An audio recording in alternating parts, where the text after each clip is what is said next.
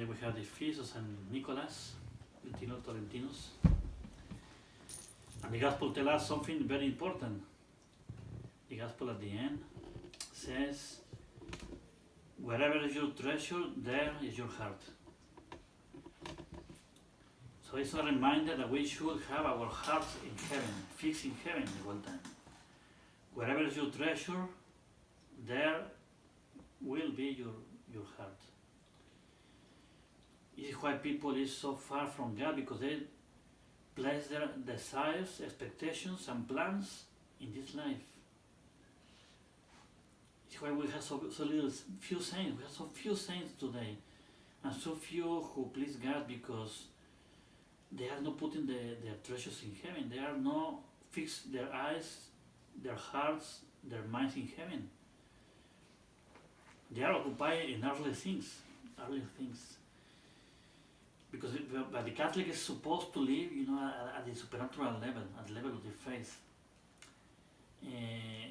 As a pilgrim in this life, to go towards our heavenly, our country, which is heaven. So our treasure is there. There is the love of God, life of God, the Blessed Virgin Mary, the angels, our grandparents. We hope they are there, and those who have the saints who have preceded us. The great, beautiful souls, fighters, confessors, martyrs, and all those who are in heaven. It's a whole army of great souls who love our Lord and who enjoy already heaven. So we should have our eyes, our heart, our treasures fixed in heaven. It will make the sense. So wherever is your treasure, there shall be your heart there.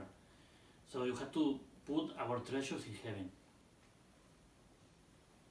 That means that we don't want to do things for earthly considerations or honors, money, or to be that people will be grateful to us, that we may be rewarded for what we do on earth. No, we should not be looking for that.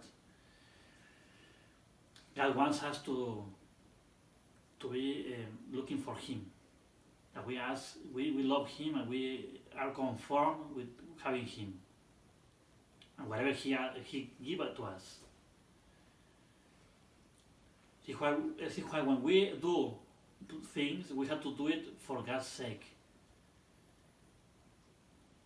When we endure things, we endure them for God's sake. When we love someone, we do it for God's sake. It's what makes matrimonies to work out. When the couple, the future matrimony they want to get married for God's sake. Because it's the will of God, and God wants to bless them in order to give children for God, not for themselves. You see, they want to give treasures to God, children and their own souls, their own sacrifice for the future children. So all this in this perspective. So this is why we don't have prayers of vocation nowadays, because the youth, they don't think about God, or giving God their souls, their lives, their time, their treasures. It's scary, but the youth, they want to please themselves. Even you have in English one word which is scary. People say nowadays, enjoy yourself. It's exactly what we don't want to do. And people say that in a common, regular basis. I want you to enjoy yourself. No, we are not here to enjoy ourselves. We are here to enjoy God, and to accept the will of God, to please God. In fact, we are not here to enjoy at all. We are here to please God, to do the will of God, to sacrifice ourselves, and to enjoy heaven. Of course, we will enjoy many things here, but this is not the first consideration.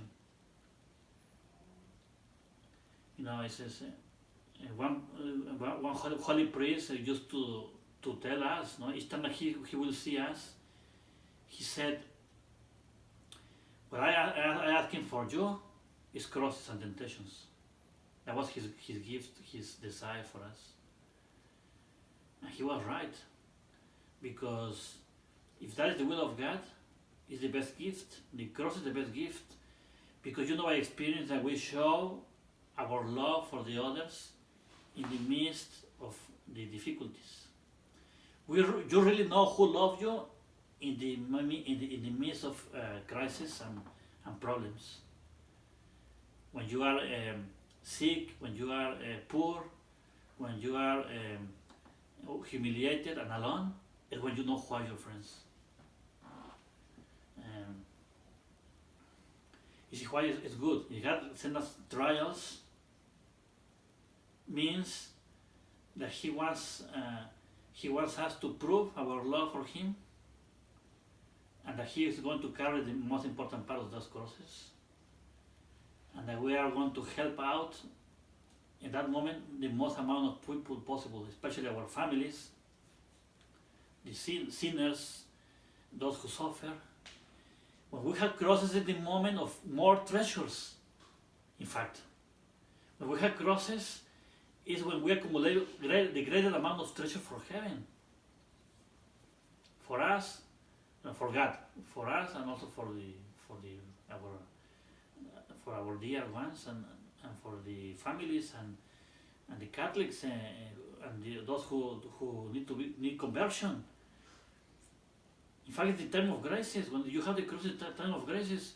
Our Lord said that. How I am constrained until my hour comes. I'm looking forward for my hour. I am constrained, and I'm desiring, great desire that hour is coming. Someone in the world will say, well, my hour is my vacations. No. For our Lord, His hour was the cross.